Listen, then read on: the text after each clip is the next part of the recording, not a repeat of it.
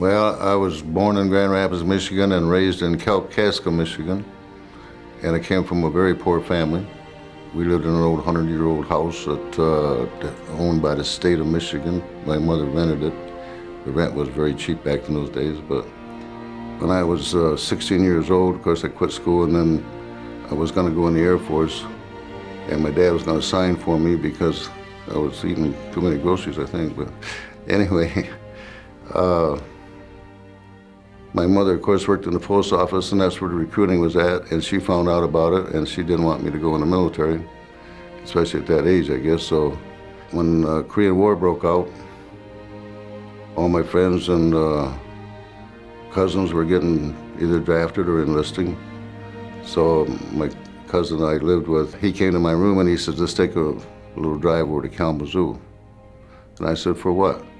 He said, we're going to look into the Marines. I said, I'll ride along, but I'm not going to join the Marines. Well, about 3 hours later, I was in the Marines. Duane Dewey was 19 years old when he joined the Marines. Trained at Parris Island and later at Camp Pendleton, he was shipped to Korea to join the 2nd Battalion of the 5th Marines.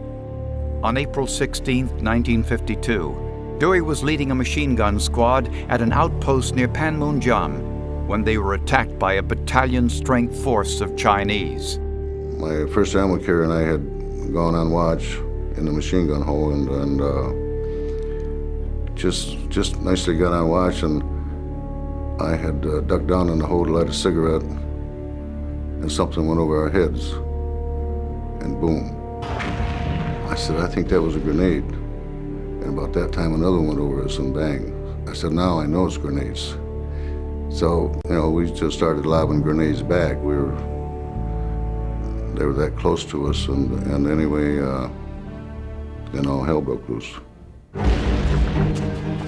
got the cover off the machine gun and took the bursting mechanism off on it so I'd have a free gun, and started spraying them back, and sent my first ammo carrier to get the rest of them, like my gunner, assistant gunner were sleeping, and get them out there, which he did. And so when he came out, he said to me, he says, Dewey, he says, you're going to burn a barrel up in that gun. I said, don't make any difference, they're that close to us. I don't care if that bullet goes through them sideways or how it gets there, but get them out of there, right? We were surrounded, it's just so we weren't going anyplace. And this just kept going on, and it's like any firefight, I guess. It goes full blast for a little while, and then a little quiet time, and then bang again, But my ammo carriers they had M2 carbines, and they were out of ammo, so I took my gunner's 45, and I said, I'm going back and see if I can get some ammo. And I said, when I return, I'm going to be on the run, and I'm just going to holler, this is Dewey, don't shoot me. Because I didn't want to give away the password, because that's how close they were to us. So when I got back to the ammo dump, I told him I needed carbine ammo. He gave me a box of loose ammo for the carbines, and I said I could use a case of grenades. So he gave me two hand grenades. And he said, make them count. That's all we have. Well, I got back to the machine gun. My gunner was on the gun, and he says, Dewey, he says, there's a burp gunner down there in the barbed wire, and every time I open up, he sprays us. He said, why don't you see if you can pick them off with your M1?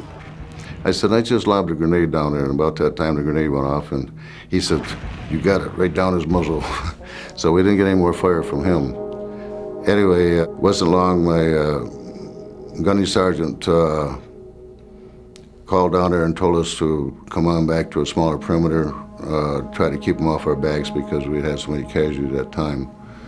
And so that's all we did. We just pulled back to a smaller perimeter. Now we got no holes, right? Had to give up our foxholes and turn them over to the Chinese, I guess. And I didn't like that idea very well. But I did find a big rock, and I told the gunner to set his gun up alongside that rock, give him a little bit of protection. When we did that, we were down to 3 cans of ammo. Not very much for a machine gun. So once again, I took my gunner's 45, and I said, I'm going over to the other gun to see if I can scrounge up some more ammo for the machine gun. They were down just like I was. So I just got back to my position, and I was still upright, and a grenade goes off behind my left heel. I got shrapnel 2 places in the leg and in the left buttocks. And it put me down, of course. And so I hollered to the gunner, I said, to Gu, I said, take over the squad, I've been hit.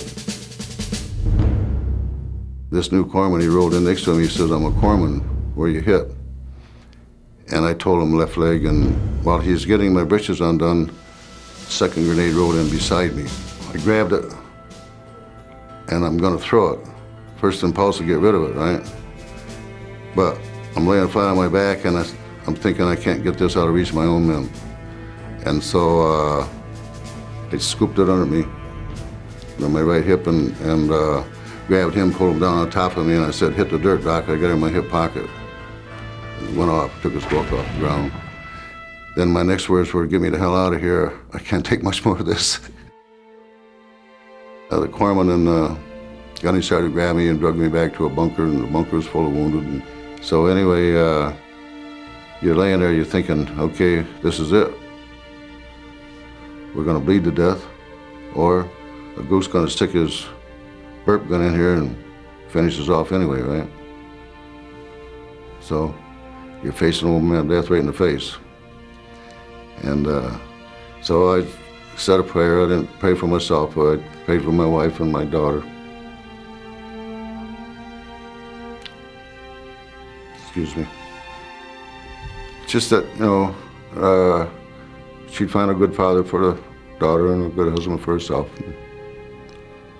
So we just laid there, and pretty soon somebody peeped his head in the door, and he's gonna get us out of there. So Chinese had pulled out. I was the first one to receive the Medal of Honor from President Eisenhower in March the 12th, 1953. I was proud, but I guess probably my mother was standing next to Mr. Eisenhower. She was probably more proud than I was. But then when they read the citation, and he looked at me and he says, you must have a body of steel. And so there's a few articles out there, you know, body of steel.